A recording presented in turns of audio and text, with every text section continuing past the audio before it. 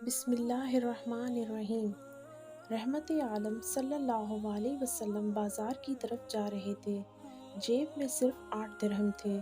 راستے میں ایک ضعیف عورت بیٹھی رو رہی تھی۔ آپ صلی اللہ علیہ وسلم رک گئے، اس کے قریب پہنچے اور اس کے غم میں شریک ہونے کے لیے اس سے پوچھا، بڑی بی کیوں رو رہی ہو؟ کیا حادثہ پیش آیا ہے؟ ضعیف عورت بولی، بی بی نے 2 درہم لے کر سودا لینے کو بھیجا تھا، درہم راستے میں کہیں گر گئے ہیں، اب وہ کیا خیال کریں گی؟ یہ کہہ کر بڑھیا پھر زاروں قطار رونے لگی۔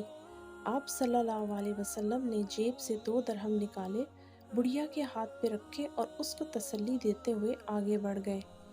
بازار پہنچ کر خدا کے رسول صلی اللہ علیہ وسلم نے 2 درہم میں ایک قمیض خریدی اور واپس ہو گئے۔ واپسی پر کیا دیکھتے ہیں کہ ایک فقیر پھٹے پرانے کپڑوں میں کھڑا ہے اور صدا لگا رہا ہے، جو مجھے کپڑے پہنائے گا خدا اسے جنت کا جوڑا عطا فرمائے گا۔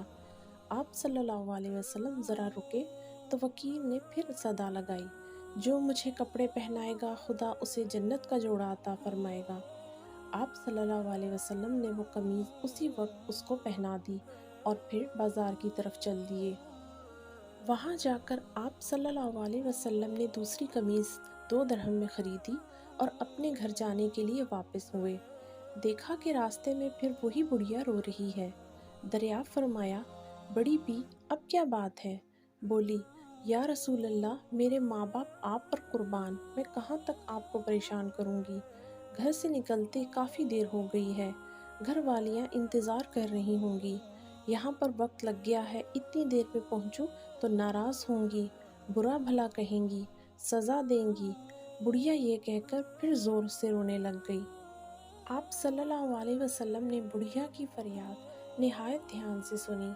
بڑھیا پر بڑا ترس آیا، اسے تسلی دی اور فرمایا، چلو اچھا ہے، میں تمہارے ساتھ چلتا ہوں۔ بڑھیا خوشی خوشی چل دی۔ خدا کے رسول صلی اللہ علیہ وسلم بھی ساتھ ساتھ تھے۔ تھوڑی ہی دور گئے تھے کہ کچھ انصار کے گھر نظر آئے۔ بڑھیا نے رسول اللہ صلی اللہ علیہ وسلم کو بتایا، میں انہی گھروں میں کام کرتی ہوں، ان گھروں میں مرد باہر گئے ہوئے ہیں، گھروں میں صرف عورتیں ہی ہیں۔ آپ صلی اللہ علیہ وسلم گھروں کے قریب پہنچے اور ذرا بلند آواز سے کہا، اے بیویو، السلام علیکم ورحمۃ اللہ۔ آواز مانوس تھی، ہر خاتون متوجہ ہو گئی، مگر بالکل خاموش رہیں، کسی گھر سے کوئی جواب نہ آیا۔ آپ صلی اللہ علیہ وسلم نے پھر بلند آواز سے کہا، السلام علیکم ورحمۃ اللہ وبرکاتہ۔ پھر وہی خاموشی رہی، کسی گھر سے کوئی جواب نہ آیا۔ خواتین دروازے کے قریب آ گئیں اور مشتاق تھیں کہ وہ دل نواز آواز پھر آئے۔ خدا کے رسول صلی اللہ علیہ وسلم نے تیسری بار پھر ذرا بلند آواز سے کہا، السلام علیکم ورحمۃ اللہ وبرکاتہ۔ تیسری آواز پر سارے گھروں کی عورتوں نے مل کر جواب دیا، وعلیکم السلام ورحمۃ اللہ وبرکاتہ۔ آپ صلی اللہ علیہ وسلم نے پوچھا، کیا تم نے میری پہلی آواز نہیں سنی تھی؟ عورتوں نے عقیدت کا اظہار کرتے ہوئے کہا، رسول اللہ صلی اللہ علیہ وسلم، ہم نے آپ کا پہلا ہی سلام سن لیا تھا اور آپ کی آواز پہچان لی تھی، لیکن جواب اس لیے نہیں دیا کہ آپ کی زبان مبارک سے سلامتی اور رحمت و برکت کی دعائیں ہم اور ہمارے بچے بار بار سنیں۔ خدا کے رسول صلی اللہ علیہ وسلم مسکرا دیے، پھر فرمایا، یہ تمہاری خادمہ ڈر رہی تھی کہ تم اسے ڈانٹو گی اور سزا دو گی۔ اتفاق سے اس خدا کی بندی کو دیر ہو گئی تھی، میں اس کی سفارش لے کر آیا ہوں۔ رسول خدا صلی اللہ علیہ وسلم کے الفاظ سن کر خواتین کی آنکھوں میں آنسو آ گئے اور یک زبان ہو کر بولی، یا رسول اللہ صلی اللہ علیہ وسلم، یہ آپ کو سفارش میں لے کر آئی ہے، تو آپ صلی اللہ علیہ وسلم گواہ ہیں، ہم اسی وقت اس کو آزاد کرتے ہیں، اب اس پر کسی کا کوئی حق نہیں ہے۔ باندی کی آزادی پر آپ صلی اللہ علیہ وسلم کا چہرہ خوشی سے چمک اٹھا اور آپ صلی اللہ علیہ وسلم ان نیک خواتین کو دعائیں دیتے ہوئے خوشی خوشی گھر واپس آ گئے۔ مکہ فتح ہو چکا تھا اور لوگ جوق در جوق اسلام کا شرف حاصل کرنے کے لیے رسول اللہ کی خدمت میں حاضر ہو رہے تھے۔